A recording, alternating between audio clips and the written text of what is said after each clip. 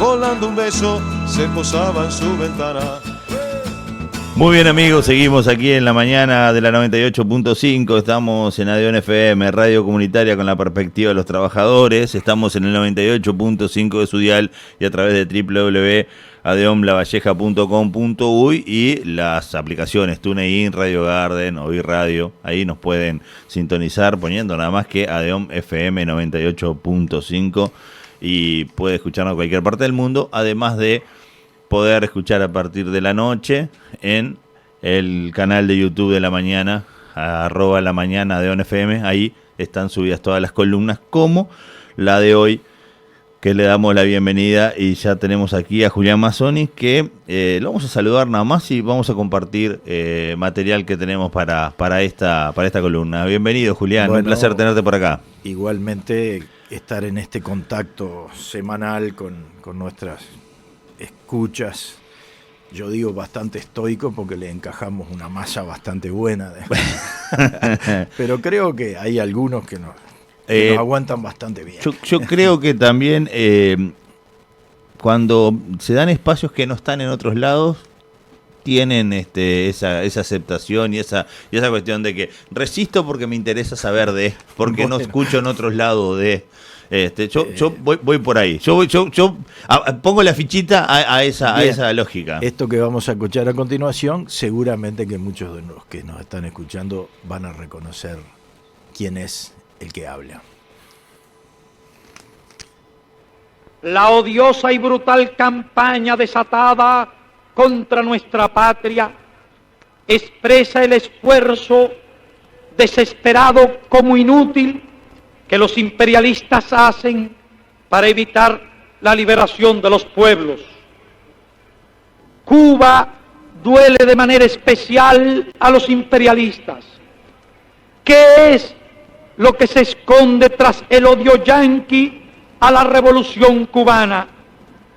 ¿Qué explica racionalmente la conjura que reúne en el mismo propósito agresivo a la potencia imperialista más rica y poderosa del mundo contemporáneo y a las oligarquías de todo un continente que juntos suponen representar una población de 350 millones de seres humanos contra un pequeño pueblo de solo 7 millones de habitantes, económicamente subdesarrollado, sin recursos financieros ni militares para amenazar ni la seguridad ni la economía de ningún país?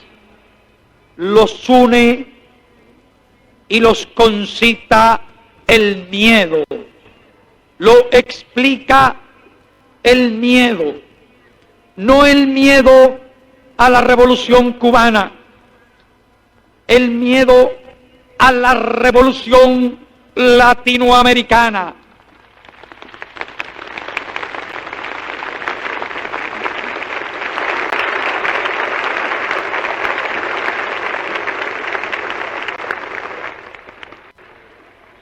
No el miedo a los obreros, campesinos, estudiantes, intelectuales y sectores progresistas de las capas medias que han tomado revolucionariamente el poder en Cuba, sino el miedo a que los obreros, campesinos, estudiantes, intelectuales y sectores progresistas de las capas medias tomen revolucionariamente el poder en los pueblos oprimidos, hambrientos y explotados por los monopolios yanquis y la oligarquía reaccionaria de América. El miedo a que los pueblos saqueados del continente arrebaten las armas a sus opresores y se declaren como Cuba pueblos libres de América. Bueno, seguramente que nuestros estimados oyentes han reconocido la inconfundible voz de Fidel Castro. Este es un discurso pronunciado en 1962, pero yo creo que tiene plena vigencia para analizar la situación que está viviendo Cuba en estos días. Uh-huh. En el año 62, esta es la segunda declaración de La Habana, donde claramente se marca el rumbo socialista de la Revolución Cubana en un contexto internacional totalmente distinto. Venían saliendo de la crisis de los misiles en el Caribe, había un campo socialista amplio que apoyaba mucho a Cuba y las posibilidades de desarrollo de la lucha en otros niveles. Pero en realidad lo que sigue vigente, porque uno ahora cuando ve el coro que se levanta para condenar a Cuba, es el mismo al que se refiere Fidel. En primer lugar, el imperialismo norteamericano, por supuesto, y después todas las oligarquías y sus adulones que lamentablemente pueblan en parte nuestro continente. Pero también es cierto que en estos días el continente está de alguna manera en ebullición. Vamos a empezar por analizar la situación de Cuba y después vamos a ver cómo el ejemplo de Cuba todavía, a pesar de las inmensas dificultades, porque en este momento se había declarado el bloqueo, año 62, inclusive antes del año 62, claro, ya estaba declarado el bloqueo, lleva 60 años. ¿Qué país está dispuesto en este momento a resistir 60 años de la agresión más brutal y más inhumana que recuerda la historia? Pero además con 29 pronunciamientos seguidos de la Asamblea General de las Naciones Unidas invitando, exigiendo el levantamiento del bloqueo. ¿Qué sería de Cuba sin ese bloqueo? Claro. Eso es lo primero, es decir, analizar la situación cubana sin considerar esto es de alguna manera un error garrafal que puede ser sin intención, pero en la inmensa mayoría de los casos es absolutamente intencional. Claro. Yo pensaba un poco, la dignidad de un pueblo, ¿cuánto vale? Claro. ¿Cuánto vale Bueno, entonces cuando venía para acá, venía pensando, hay que leer, por ejemplo, las preocupaciones de Artigas en el Éxodo. Nosotros somos un pueblo que surgió de gente dispuesta a pasar mal, a pasar hambre, a pasar necesidades, a no tener ropa, como a dejarlo dice Artigas, todo, claro, a dejarlo todo por la libertad, ¿no? Por la libertad y para consolidar una transformación revolucionaria. Entonces, los uruguayos deberíamos ir hacia allá para ver este ejemplo que nos están dando el pueblo cubano.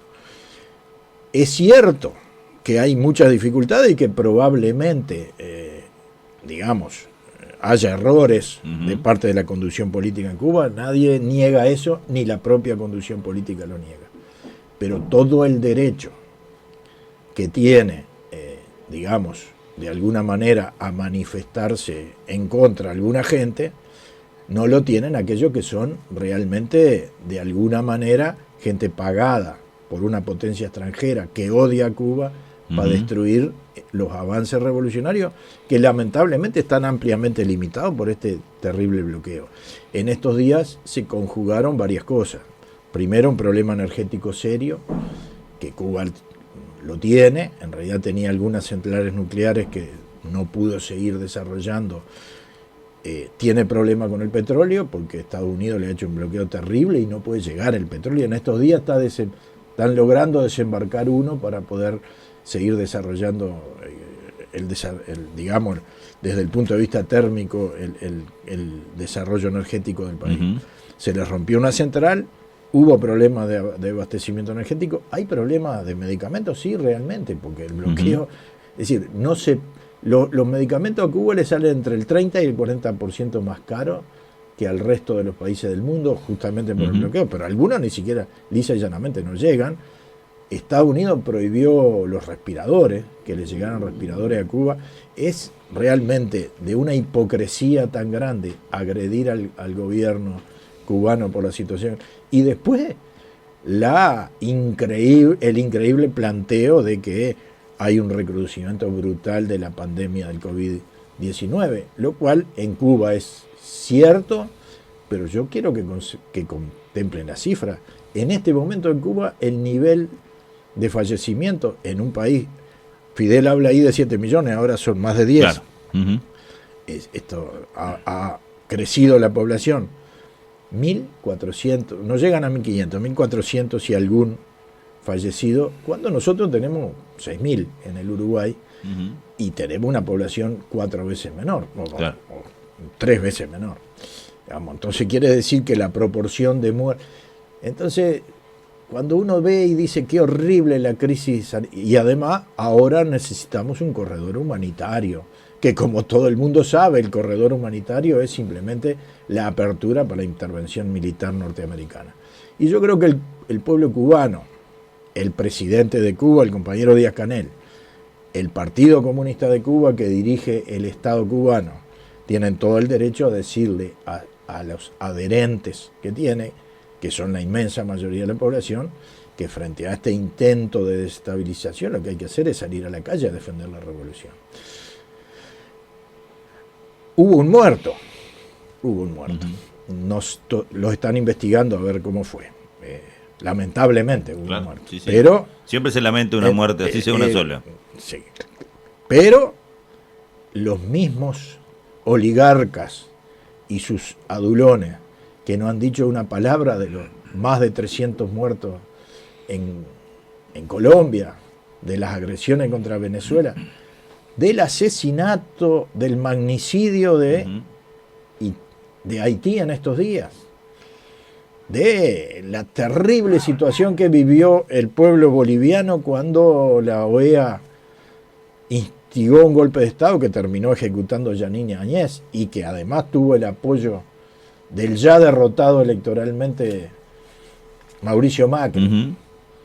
Bueno, frente a todas estas cosas, el escándalo que están haciendo es realmente indigno, es indignante, y además, una vez más, se va a frustrar el intento contrarrevolucionario. Ya está frustrado el intento contrarrevolucionario porque la población cubana, que debe tener muchas dificultades, que tiene muchas dificultades, no es que deba tener, tiene inmensas dificultades, también tiene la misma voluntad que tenía aquel pueblo que siguió a Artigas en 1811, cuando Buenos Aires traicionó y lo dejó solo en el enfrentamiento a los españoles.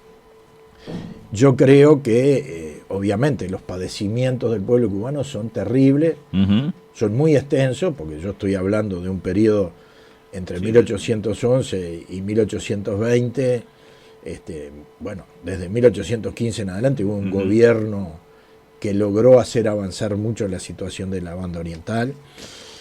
Artigas hizo cosas magníficas, pero bueno, finalmente fue derrotado. Pero ese pueblo lo siguió y tenía muchas privaciones. Y acá el pueblo ha seguido la Revolución Cubana con todas las privaciones que esto significa.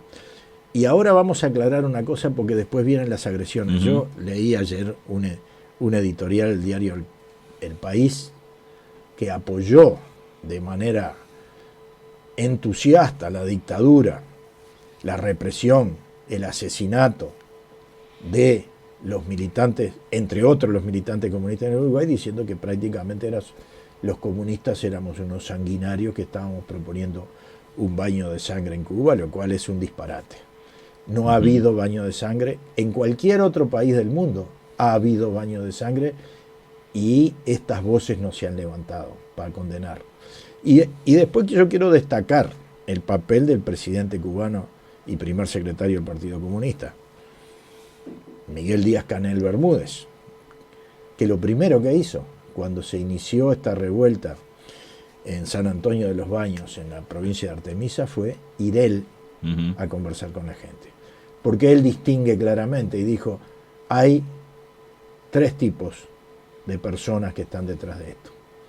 Gente que realmente es revolucionaria y siente la necesidad de reclamarnos cosas. Gente que no es revolucionaria, pero es honesta y también nos tiene que reclamar cosas, pero después hay un grupo de gente que está instigado por los Estados Unidos, que está pagado por los Estados Unidos, que es el que viene armando todo esto, y entonces yo tengo que separar estas cosas y tengo que ir a hablar con la gente. Se ha constatado que la campaña mediática ha estado orquestada. Hay un análisis de un especialista en redes español que yo recomiendo que lean, no recuerdo el nombre ahora, no lo anoté, les pido disculpas a los oyentes, donde analiza cómo se hizo la campaña. Se crearon las cuentas y se georreferenciaron. Esto viene desde Miami, pero se georreferenciaron los tweets y todo lo demás como si salieran de Cuba. Claro. y venían de los Estados Unidos. Entonces finalmente y después, bueno, todos sabemos que han puesto protestas que se realizaron en Egipto y las pusieron como manifestaciones de apoyo al gobierno cubano, que las pusieron como manifestaciones en contra. Hubo hasta una noticia de que Raúl Castro había disparado a Venezuela y lo pusieron bajando de un avión. Era un viaje que había hecho Raúl Castro a Costa Rica, creo. Entonces, la infamia es gigantesca. Y nosotros entendemos que todo eso que dice Fidel ahí sigue vigente. El imperialismo le tiene miedo a que el ejemplo cubano se extienda por todo el continente, cosa que está pasando. No estamos proponiendo que Uruguay se transforme en Cuba. Nosotros lo que estamos proponiendo es que Uruguay asuma la dignidad que tiene ese pueblo, como lo están asumiendo los bolivianos, los brasileños, los argentinos, los chilenos, los colombianos. Julián, tengo un mensaje aquí, un oyente, Jorge, firma este mensaje y me dice, ¿qué opinas tú de que los que reglamentan la manifestación a través de la LUC pidan libre manifestación al pueblo cubano? Bueno, es esto más o menos, digamos, lo que estábamos tratando de decir. Yo después voy a analizar un poquito la situación uruguaya, pero es así, en realidad.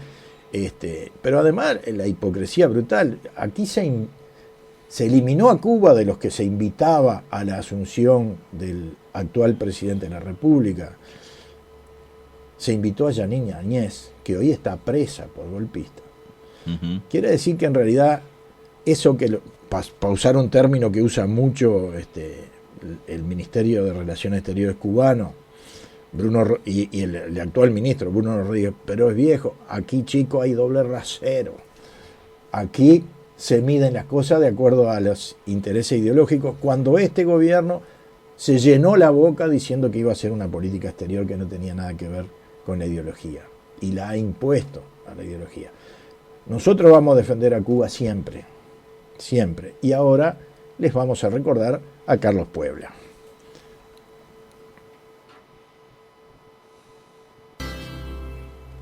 Oye, tú que dices que tu patria no es tan linda. Oye, tú que dices que lo tuyo no es tan bello. Yo te invito a que busques por el mundo otro cielo tan azul como tu cielo. Una luna tan brillante como aquella que se filtra en la dulzura de la caña. Un Fidel que vibra en la montaña, un rubí 5 franjas y una estrella. Un Fidel que vibra en la montaña, un rubí 5 franjas y una estrella.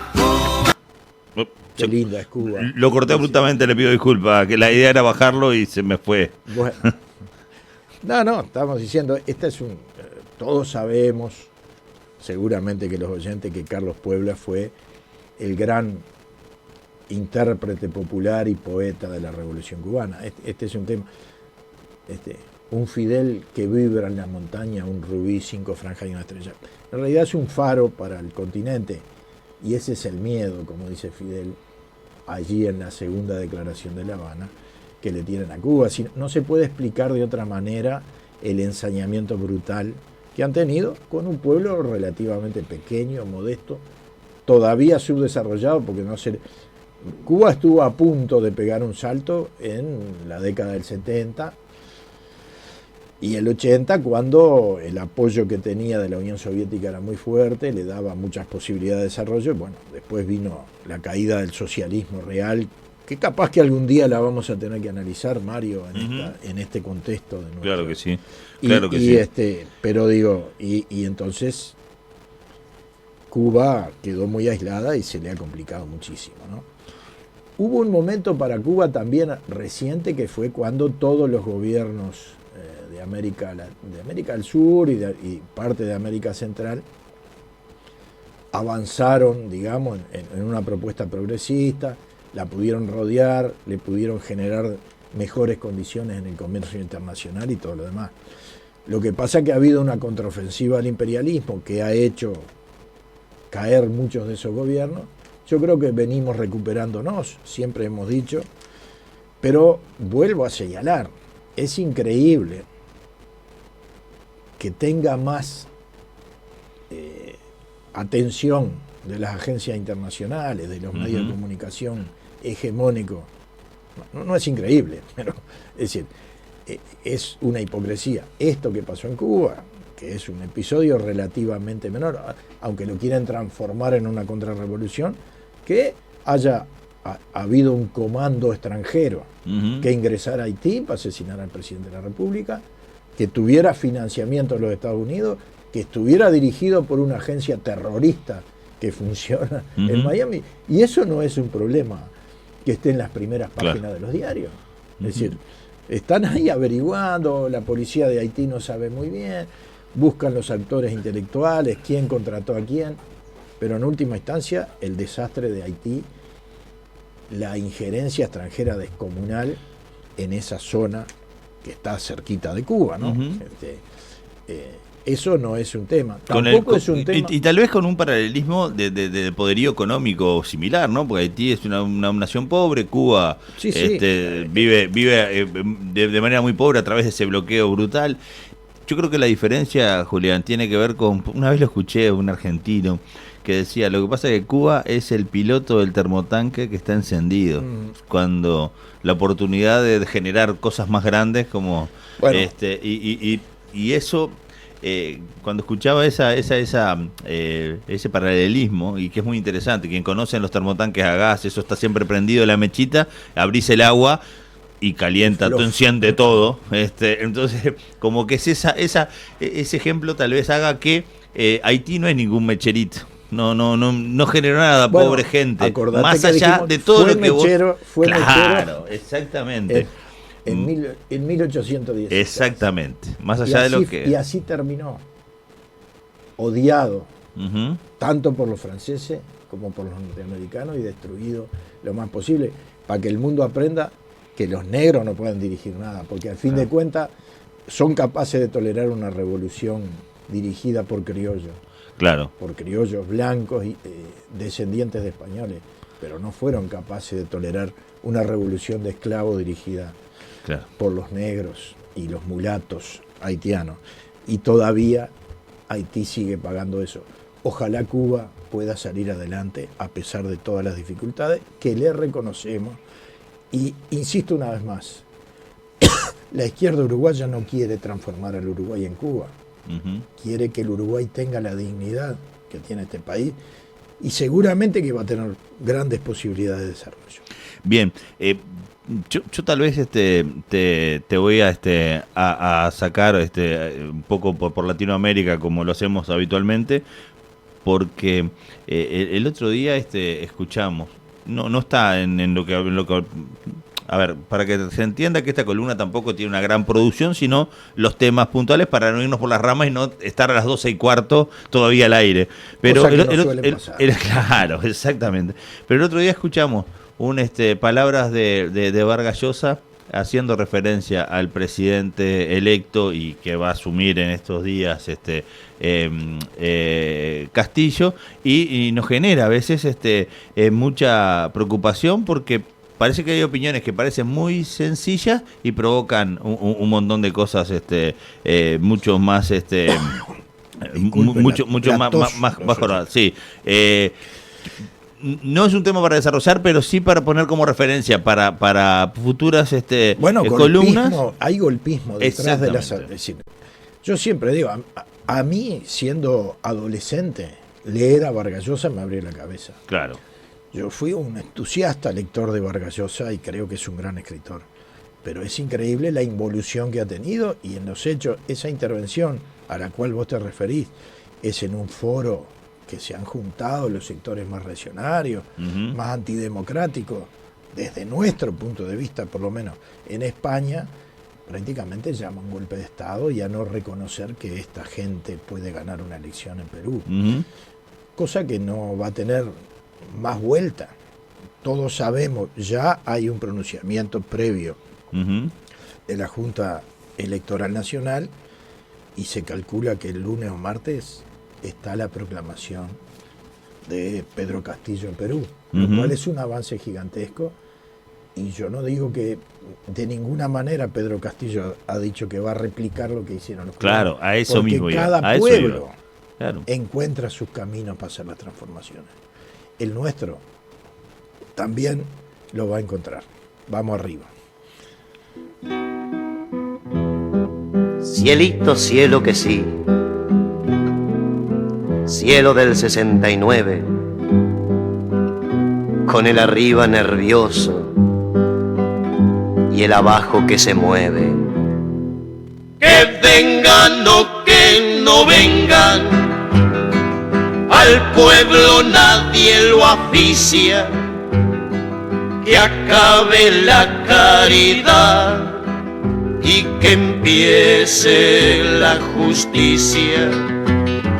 Que la luna llena brille, Que la luna llena brille, que acabe la cuenta llena, que acabe la cuenta llena, que empiece el cuarto menguante, que empiece el cuarto menguante, que mengue por las y que mengue por las buenas o por las malas, si o no, por las malas, si no, o por las peores también. o por las peores también. El mango vayan soltando, El mango vayan soltando, ya no existe la ya sartén. no existe la sartén. Cielito, cielo que sí, cielo del 69, con el arriba nervioso y el abajo. Bueno, primero estamos pagando una deuda que tenemos, ya la dijimos. Nos hemos referido muchas veces a nuestro querido Alfredo Zitarrosa y hemos dejado un poco de lado los olimareños, que también los apreciamos y también son una expresión del canto popular uruguayo, que es parte de la lucha contrahegemónica que la izquierda construyó durante mucho tiempo. Esto es del año 69, pero tiene que ver con lo que está pasando ahora en Uruguay. Nosotros nos referimos a toda esta situación continental y en esa situación continental está incluido Uruguay. Yo, antes de introducirnos en los temas concretamente de nuestro país, también quiero hacer una reflexión sobre Brasil, porque bueno, el nivel de inestabilidad política que ha generado el gobierno de Bolsonaro es gigantesco y en estos días se produjo esa operación que le han hecho a Bolsonaro, que no se sabe no hay mucha información porque no es muy confiable. Ojalá el presidente brasileño, más allá de las diferencias que uno tiene, no tenga problemas gravísimos de salud. Alguien decía el otro día en una reunión, cada vez que se le complica la cosa a Bolsonaro, va y se interna. Mete la cuestión de que la salud como una... Entonces la gente desvía Digo, yo no puedo creer que... Aparte, la información la decía, porque estábamos en un informativo, que la daba la información el doctor fulano, que ha operado varias veces. Digo... qué pena la salud. Políticamente. Sí, bueno. ese es el tema, esa es la pregunta que se hacía. Bueno, no sabemos, pero digo, en realidad la situación brasileña, nosotros tenemos elecciones en el 22. Nosotros, los brasileños tienen elecciones en el 22. Después de la estrepitosa caída del proyecto judicial de Moro contra Bolsonaro, contra Lula, en apoyo a Bolsonaro, todo el mundo sabe que Lula está corriendo la posibilidad de ser candidato, en realidad la va construyendo su candidatura, pero lo interesante de la construcción de la candidatura de Lula es, primero, el mantenimiento firme de una posición política clara. El PT en estos días ha hecho, y Lula en particular, esto que yo estoy diciendo lo ha dicho de manera mucho más brillante, certera y firme, el apoyo a la revolución cubana. Es decir, la amplitud política que tiene Lula, que es gigantesca, que es excepcional, que tiene una capacidad de comunicación con su pueblo increíble, no hace que rebaje el contenido político de su propuesta. Pero simultáneamente está conversando con sectores del centro y a veces de la derecha. Entonces, se está construyendo una alternativa democrática porque al fin de cuentas, lo que hay en Brasil es fascismo. Díganle, llámenle como le quieran llamar, pero lo que hay en Brasil es fascismo. Y ya Dimitrov, en la Tercera Internacional, por allá por la década del 30 del siglo pasado, sostenía que la única forma de enfrentar al fascismo era con una inmensa amplitud y que había que también acordar con sectores burgueses democráticos. No otra cosa, es el acuerdo político que rubricaron de alguna manera la Unión Soviética, Estados Unidos, Inglaterra y Francia para derrotar al nazismo. Bueno, acá también hay que buscar una salida de gran amplitud. Y yo creo que lo están consiguiendo realmente. Bien. Así que ahora sí vamos a venir a eso de que señalan los solimareños, que el arriba está nervioso y el abajo se mueve. Movida más grande que las 800.000 firmas que entregamos el 8 de julio. Parece que son más de 800.000, inclusive porque, según parece, están terminando de contar en la contabilidad de la Corte Electoral, supera las 800.000. Importante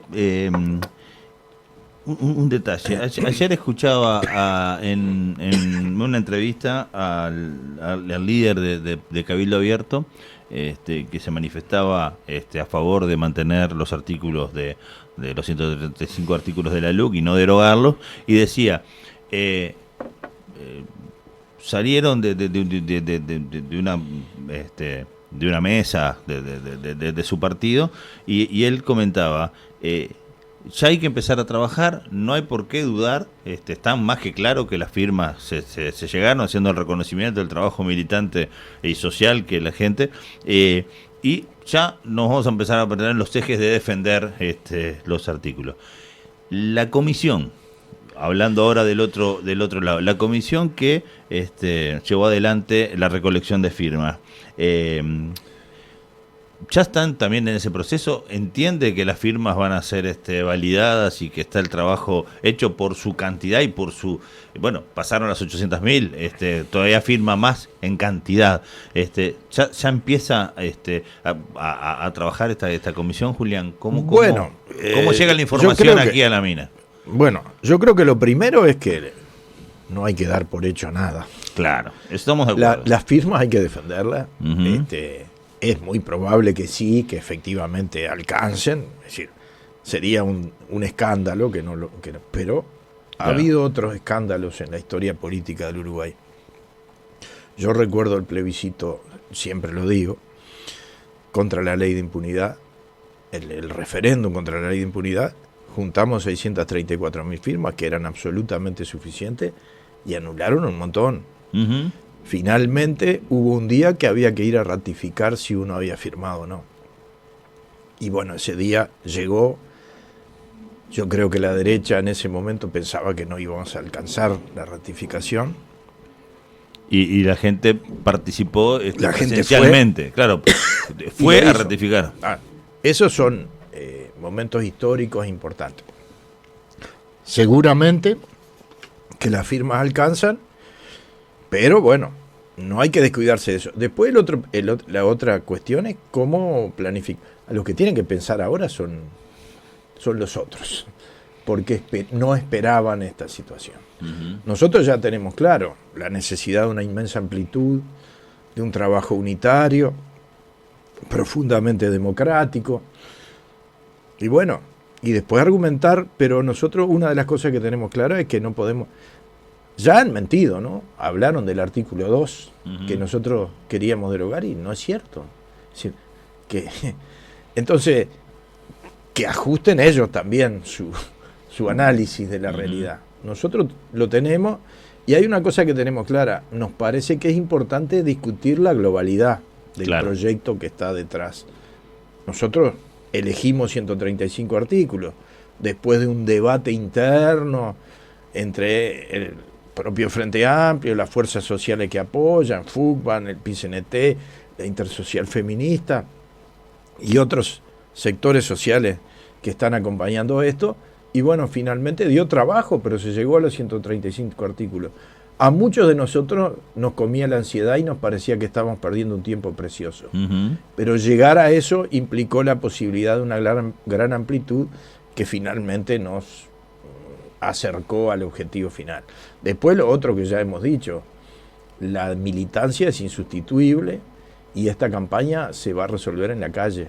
Nosotros nosotros tenemos que hacer propaganda como hicimos, esta es una campaña electoral, claramente, pero se van a poner en juego cosas que van inclusive mucho más allá de la LUC, que tiene que ver con los proyectos de país que tiene el actual gobierno y el que tiene este conglomerado político y social que nosotros le llamamos, digamos, la expresión política y social de los cambios, la verdadera fuerza que puede transformar al país.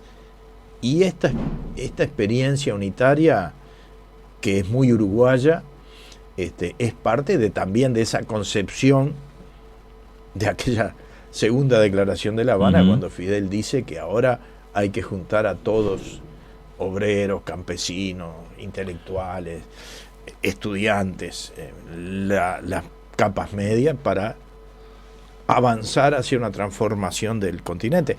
Entonces, eso también está en juego. Va más allá, pero cada batalla por esta necesidad de unir al pueblo, hay que encararla como tal. Es decir, cuando digo batalla no me estoy refiriendo a una forma militar, claro, sí, sino a una forma política, concreta, que hay que darla con muchos soldados, entre comillas, que fueron la inmensa cantidad de militantes. ¿Qué es un militante? Bueno, en el caso uruguayo está el militante tradicional, pero también esta vez tuvimos el militante que no es tradicional y que nos dio una lesión también, que es la gente que agarró fue de pronto por una mesa y pidió 10 o 12 papeletas y fue y la juntó, de pronto no con la argumentación tradicional que tenemos nosotros, sino que por el afecto, por un montón de cosas que le explicó a sus familiares, a sus amigos, logramos esta. Yo creo que si hubiéramos quedado en los militantes tradicionales, como puedo ser yo como ejemplo, capaz que no alcanzábamos. Aquí se amplió mucho y se comprendió por parte de todo el pueblo esa cuestión. Julián, yo no te quiero sacar por las ramas, pero es más fuerte que yo y te veo con esa campera de FENAPES que traes puesta de tu sindicato. Siempre la exactamente. Tengo puesta Y me trae referencia, no lo tengo textual, lo estoy buscando a la entrevista para poder decirlo textual. No lo tengo textual, pero sí lo tengo claro porque lo leí y lo comenté contigo cuando en una entrevista al expresidente Julio María Sanguinetti se le preguntó sobre la derogación de la LUC y dijo que esa derogación beneficiaba a delincuentes y a FENAPES, poniéndolo casi que en el mismo estante. Lo cual es mi interpretación. Estoy seguro que habló sobre los delitos por un lado, sobre los sindicatos por otro, pero puesto uno al lado del otro, mi interpretación, que puede ser muy intencional o muy distraída o muy tonta, yo sí digo que tal cosa defiende a delincuentes y a FENAPES, yo sin ser integrante de FENAPES me rompe los ojos. ¿Cómo lo ven ustedes? Bueno, Sanguinetti tiene entre ceja y ceja, lo cual es mucho decir, a la educación pública desde que fue ministro, desde antes, ¿no? Pero desde que fue ministro de Educación, en el gobierno de Bordaberry, y creó la ley 14.101, que sirvió como herramienta para destituir profesores y maestros durante la dictadura. Él tiene esa obsesión de la educación pública. No lo pudo hacer en su primer gobierno, porque en realidad salíamos de un consenso muy grande y había habido un acuerdo en la CONAPRO sobre cómo salir adelante. Hay que recordar que el primer presidente del CODICEN post-dictadura fue Pibel Devoto, con el cual tuvimos muchas diferencias, pero era un blanco y un referente, sobre todo de la historia de los partidos tradicionales en el Uruguay. En la segunda presidencia vino digamos, el avance sobre la reforma educativa con Rama, ¿no? Y que nosotros tuvimos que enfrentar duramente. Y tuvimos que enfrentar, y FENAPES hizo una cosa que a mí me parece que fue histórica, y es, teníamos un secretario general, cuyo nombre no quiero recordar, pero que era un destacadísimo dirigente de la CNT, que había acordado al margen del sindicato, con Rama y compañía, cómo íbamos a apoyar los profesores la reforma educativa.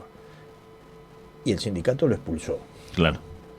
Nos dieron palo por todos lados, inclusive desde el propio movimiento sindical. Pero eso cimentó la posibilidad de que enfrentáramos ese proyecto que a nuestro juicio todavía está vigente, porque es un viejo proyecto que tenía el BID desde la década del 60 para la educación en el continente, que implica la privatización y de alguna manera generar una educación para pobres y otra para ricos. Por lo tanto, sí, claro que nos tienen odio, porque nosotros hemos impedido sistemáticamente que eso se concrete, lo hemos denunciado y algo logramos, pero no todo. Inclusive, yo siempre lo digo, Mario, tú recuerdas, durante el gobierno del Frente Amplio quedamos, no solo con gusto a poco, quedamos en contra del proyecto de ley de educación. Creo que fue uno de los errores más grandes del Frente Amplio en todo ese proyecto. Pero bueno, la lucha va a continuar, yo tengo plena confianza en el sindicato. Ahora se les está cayendo a pedazos lo que están planteando, le están pidiendo a los directores de todo el país que envíen, cuando justificaron por el artículo 7010 actividades sindicales, etcétera, que creo que es porque se les terminó el rollo con lo que pretendían hacer. Lo han centralizado en un compañero, que es el compañero Mercedes Lamoy. En estos días, los 6 meses de suspensión de los 15 compañeros de San José se terminan, y los compañeros van a tener que vuelven a sus cargos. Cuando vuelvan a los cargos los vamos a recibir como corresponde, como verdaderos, de alguna manera las tomaron como chivo expiatorio, pero atentaron contra los derechos de todos nosotros. Y yo creo que nuestro sindicato se va a fortalecer en todo este proceso. Ha contado con el apoyo del movimiento sindical en su conjunto. En la comisión investigadora el Frente Amplio ha actuado muy bien. Así que me parece que todo esto se va a desmoronar. Pero además el movimiento sindical después de esto está muy fortalecido, después de esto de la firma.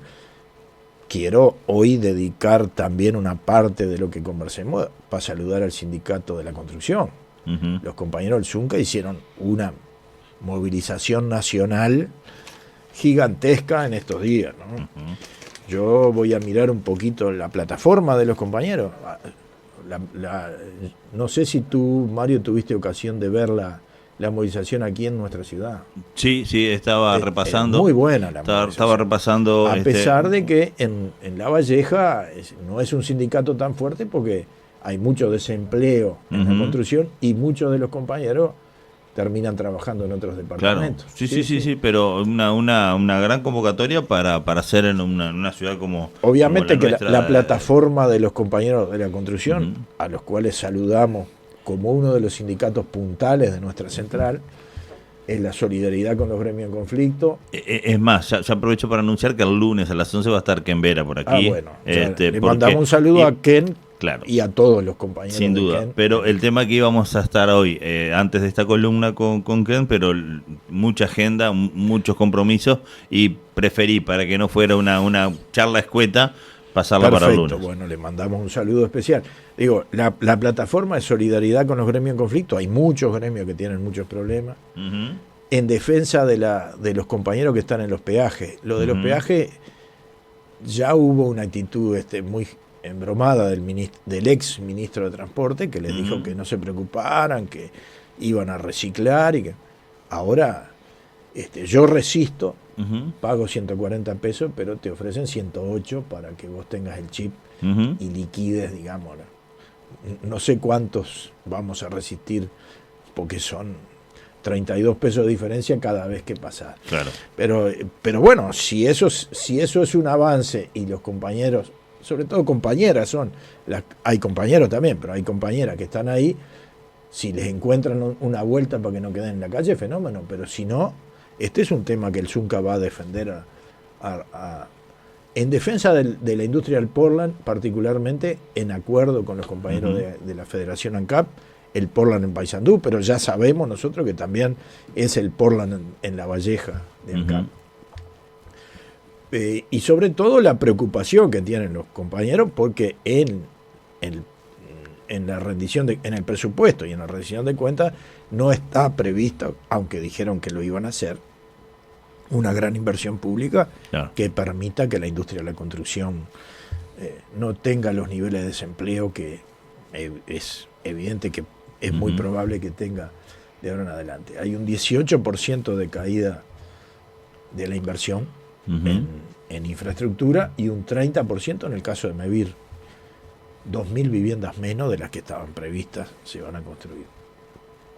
Y el Zunca, que tiene un convenio colectivo hasta el año 23, también expresa su solidaridad con todos los demás gremios que van a empezar a tratar en el ámbito de los consejos salarios la situación que tienen.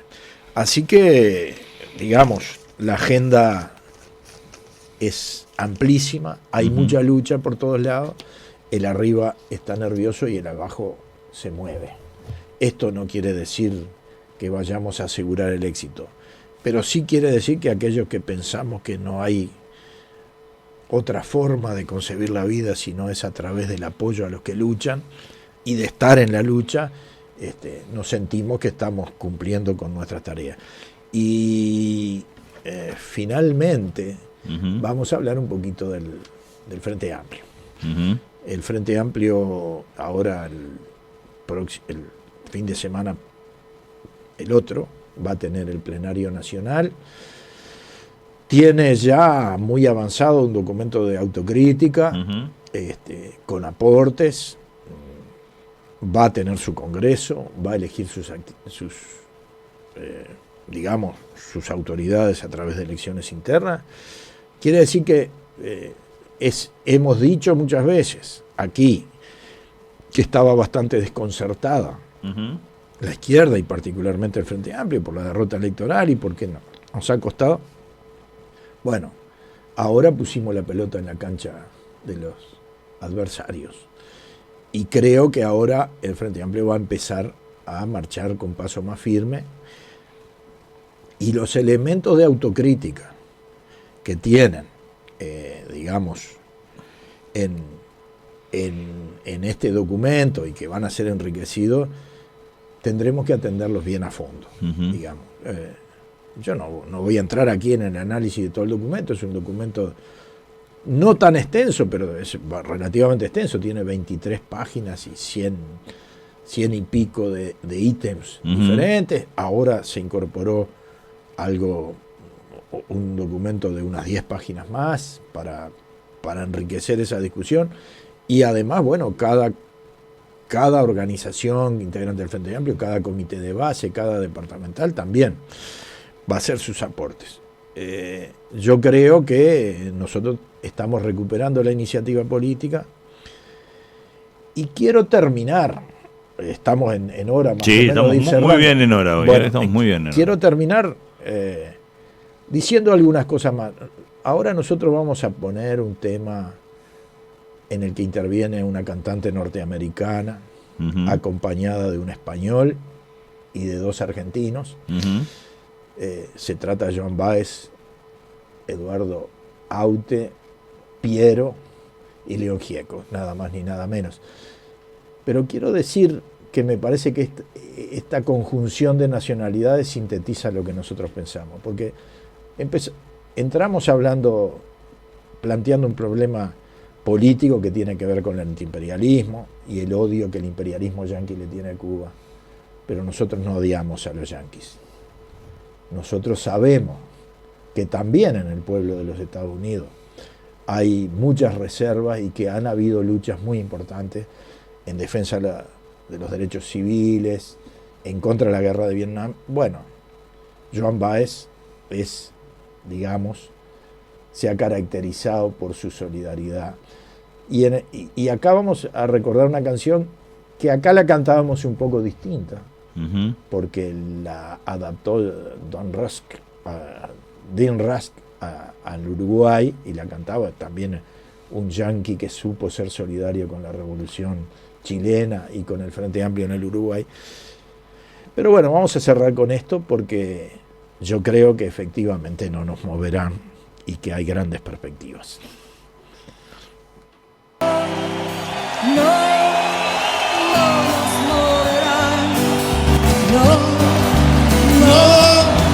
No nos moverán como un árbol firme junto al río. No nos moverán. Unidos en la vida, no nos moverán. Unidos en la vida, no nos moverán como un árbol firme junto al río. No verán.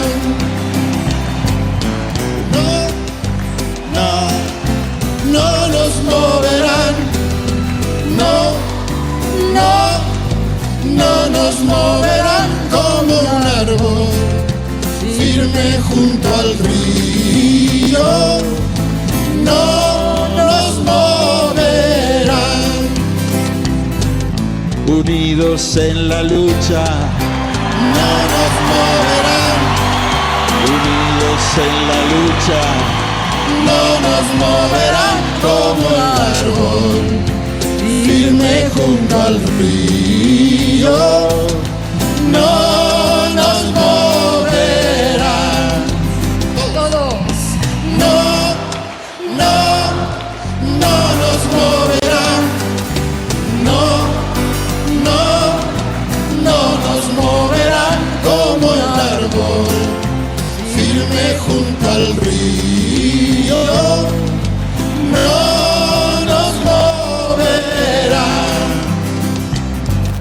Unidos en la huelga. Bien, amigos, y así pasó la columna de Julián Mazzoni de este viernes 16 de julio de 2021. Nosotros vamos a la pausa.